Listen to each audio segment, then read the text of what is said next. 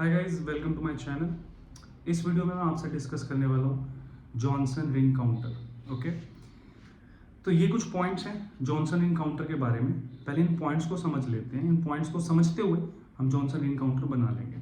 ठीक है, बहुत ही प्यार तरीके से समझाऊंगा, ध्यान से समझिएगा। शुरू करते हैं। तो जब हम जॉनसन रिंग काउंटर की बात करते हैं, भैया ये एग्जाम्पल है सिंक्रोनस काउंटर का।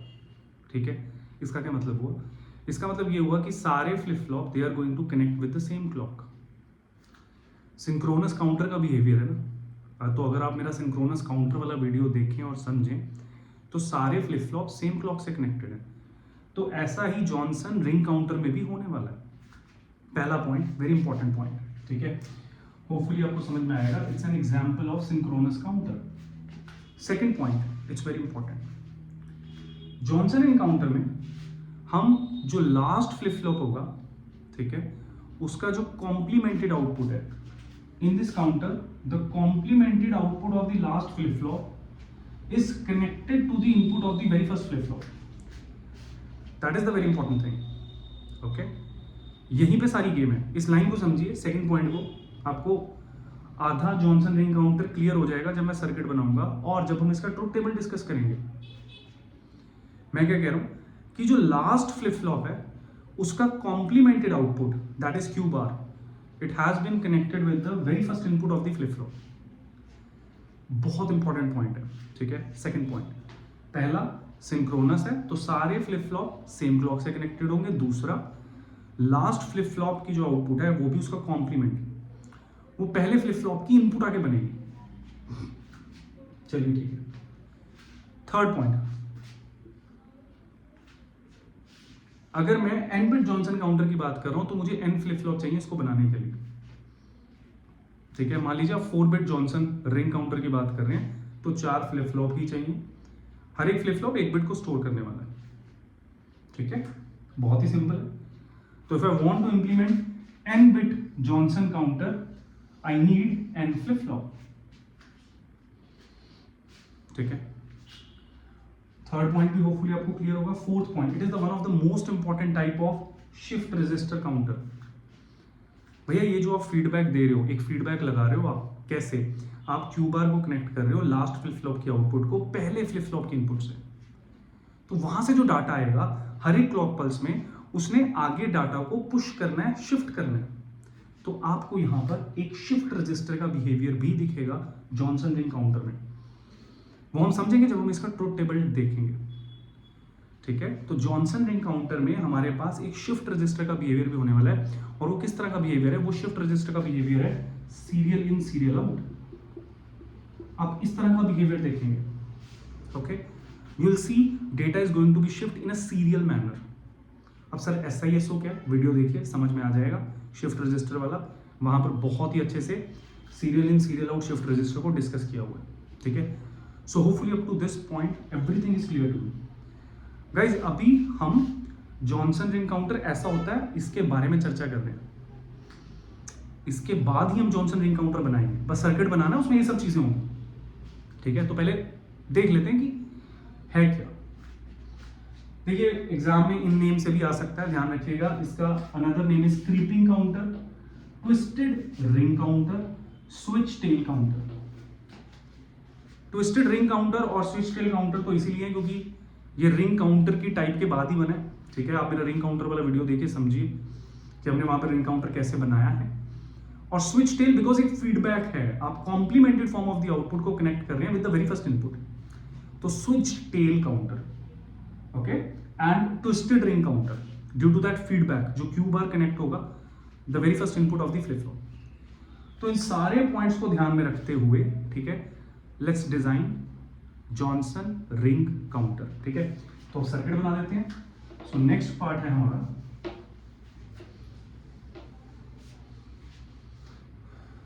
Circuit diagram. तो गाइस हमने क्या बात की? हमने एक पॉइंट ये भी बताया था, अगर आप n bit Johnson ring counter की बात कर रहे हो तो n फ्लिप फ्लॉप चाहिए इसको बनाने के लिए। ठीक है, तो मैं 4 बिट जॉनसन रिंग काउंटर बना रहा हूं तो 4 फ्लिप फ्लॉप चाहिए। ठीक है, तो 4 बिट जॉनसन रिंग काउंटर की हम बात करें, 4 फ्लिप फ्लॉप चाहिए। वो 4 फ्लिप कौन से ले रहा हूं मैं? डी फ्लिप फ्लॉप ले लेता हूं। यार डी फ्लिप फ्लॉप से चीजें बड़ी इजी रह जाती हैं। आपको डी फ्लिप फ्लॉप की गेम मैंने पहले भी बताई है, जो भी डी पे पड़ा है वो आउटपुट पे आ जाएगा, प्रोवाइडिंग द कंडीशन क्लॉक वहां पर पॉजिटिव या नेगेटिव एज ट्रिगर होनी चाहिए। विदाउट क्लॉक की परमिशन के बिना डेटा डी पे पड़ा है वो आउटपुट पे नहीं आएगा। ठीक है, ये काफी बार मैं बात कर चुका हूं अपने वीडियोस में। चलिए ठीक है, एनीवेज तो हम पहले पॉइंट को ध्यान में रखते हुए हमने बोला भैया इसका सिंक्रोनस काउंटर जैसा बिहेवियर है, it is an example of synchronous counter. तो इसका मतलब ये है कि सारे flip flop we are going to connect with the same clock. That's what we are going to do.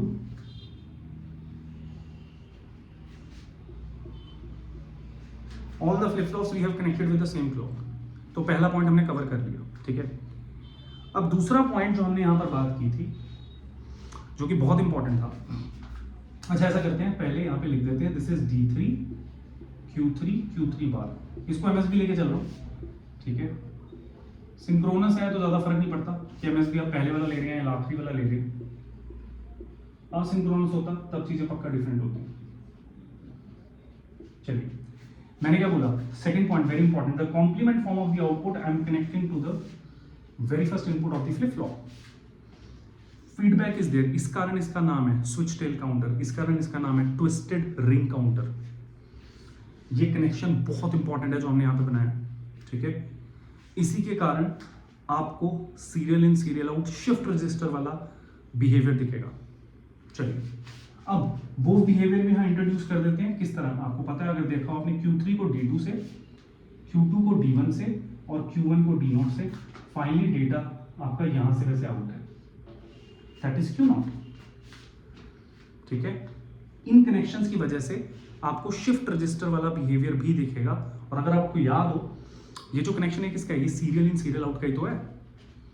भैया पैरेलल होते तो हम यहां से कनेक्शंस को इस तरह ड्रैग कर लेते हैं नीचे की तरफ। ठीक है, लेकिन ये इसकी आउटपुट इसकी इनपुट है, इसकी आउटपुट इसकी इनपुट है, तो ये serial in serial out shift register वाला बिहेवियर है। ठीक है, डेटा शिफ्ट होगा 1 by 1 और डेटा आएगा कहां से, इस फीडबैक से, देखेंगे अभी। ठीक है, होपफुली आपको जॉनसन रिंग काउंटर का सर्किट डायग्राम क्लियर होगा। ठीक है, I think we have covered all the point जो हमें चाहिए थे। तो अब हम इसका ट्रुथ टेबल बना लेते हैं। ठीक है, ट्रुथ टेबल ध्यान से समझिएगा, शुरू करते हैं। ठीक है, ये था इसका circuit diagram guys. Let's talk about it's truth table.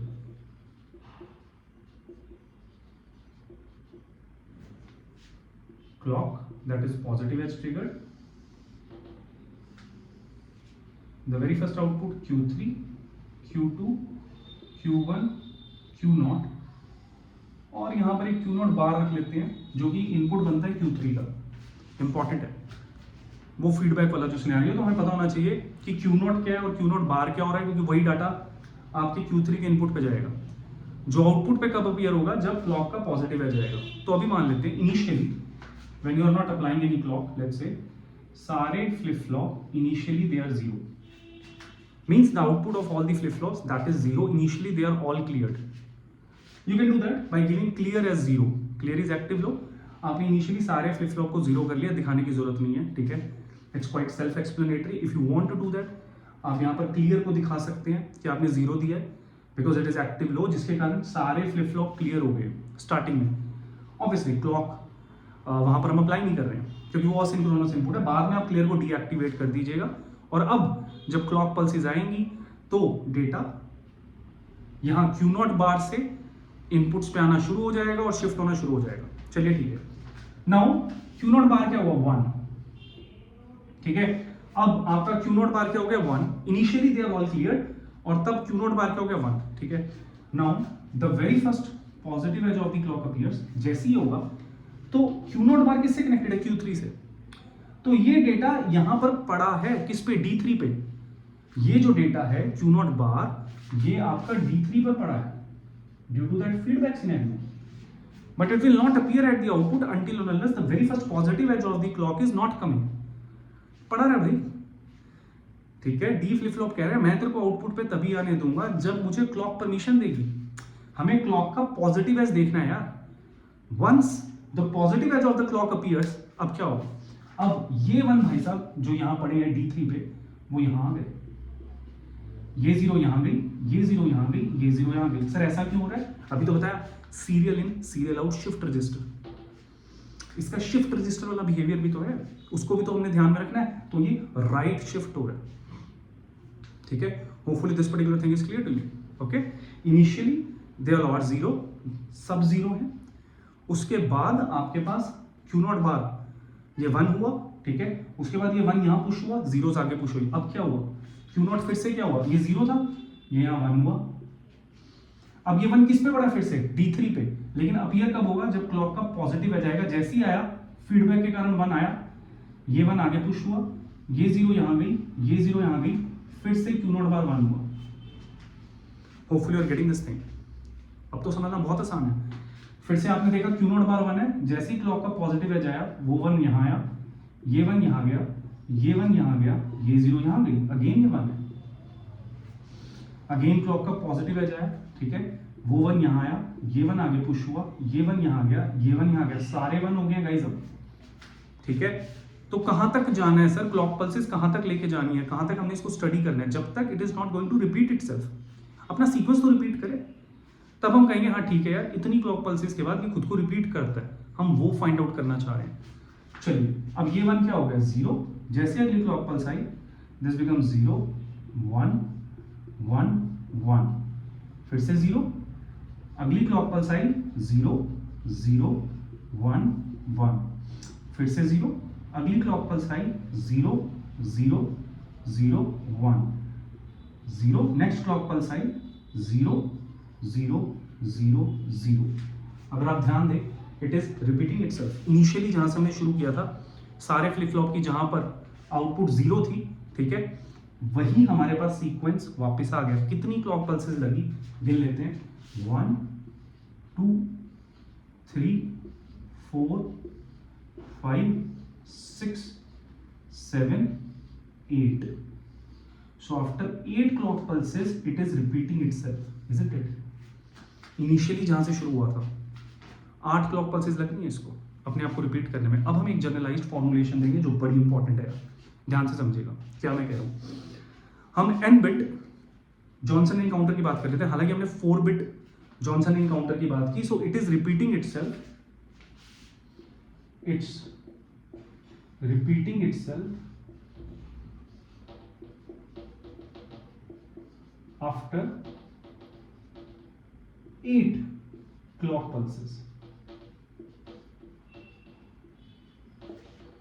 It's repeating itself after 8 clock pulses. तो 8 ही स्टेट यूज हुई। टोटल स्टेट्स कितनी थी, कितनी होनी चाहिए? अगर आप 4 बिट जॉनसन रिंग काउंटर की बात कर रहे हो, ठीक है, आपके हिसाब से टोटल स्टेट्स कितनी होनी चाहिए? Total states we are going to have 2 raised to power 4, that is 16. 2 raised to power small n, that is our thumb rule. If you remember कि अगर मैं n bit काउंटर की बात कर रहा हूं तो 2 raised to power small n, that is number of states I'm going to have. So that means 16 states we have, ठीक है। और used कितनी हुई? 8। तो कितने? 16 minus 8, तो 8 states जो हैं they are unused। 8 स्टेट्स आपके पास यूज्ड ही नहीं हुई, क्योंकि 8 के बाद ही तो उसने खुद को रिपीट कर दिया, तो 8 तो यूज ही नहीं हुई। तो हम इसको जनरलाइज्ड फॉर्मुलेशन दे देते हैं। होपफुली आपको समझ में आया हो, ठीक है, क्या कह रहा हूं मैं। For n bit shift register, sorry n bit Johnson ring counter, अगर मैं n बिट की बात करता हूं, जनरलाइज कर देते हैं। For n bit Johnson ring counter, ठीक है, टोटल स्टेट्स भी है,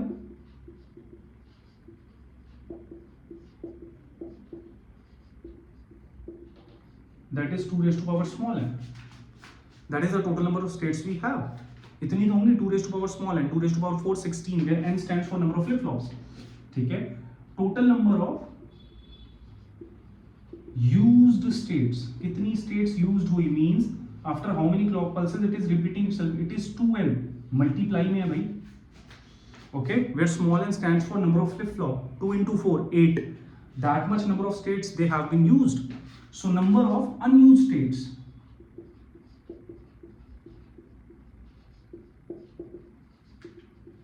that is 2 raised to power small n minus 2n, that is 16 minus 8, that is 8. Very important, very important, very important. So this is about n-bit Johnson ring counter. Okay, so what are the applications where we can use it? Okay, so if it comes to the application of Johnson ring counter, ठीक है, we can, it is basically behave as a synchronous decade counter. ठीक है, तो अगर मैं applications की बात करूं, यहीं पे इसको हटा देते हैं, applications की बात कर लेते हैं, where I can use 4-bit or n-bit Johnson ring counter. So it basically acts as a synchronous decade counter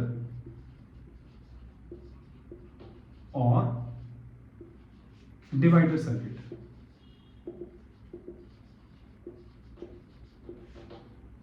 Second, very important, it can be used to design a very complicated finite state machines.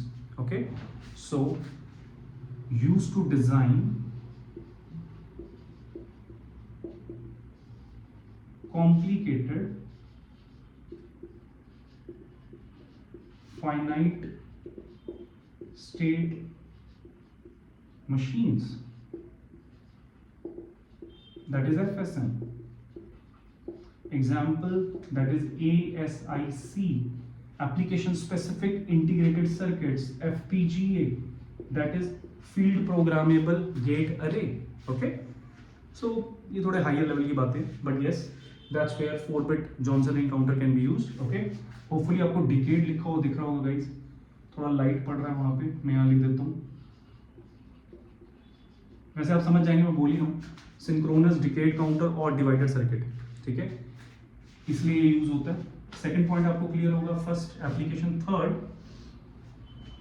4-bit Johnson ring counter, it can be used for used to generate 3-phase square wave. Very important. And by varying the frequency, okay, of the feedback, we can change the timing also. Okay, उसका frequency change करके हम timing को भी vary कर सकते हैं जो हम feedback दे रहे हैं. ठीक है, anyways, hopefully up to these 3 points, I think that's more than enough. So these are the applications of the 4-bit Johnson ring counter. Okay, so that's it guys in this particular video. Hopefully आपको पसंद आया होगा. Thank you.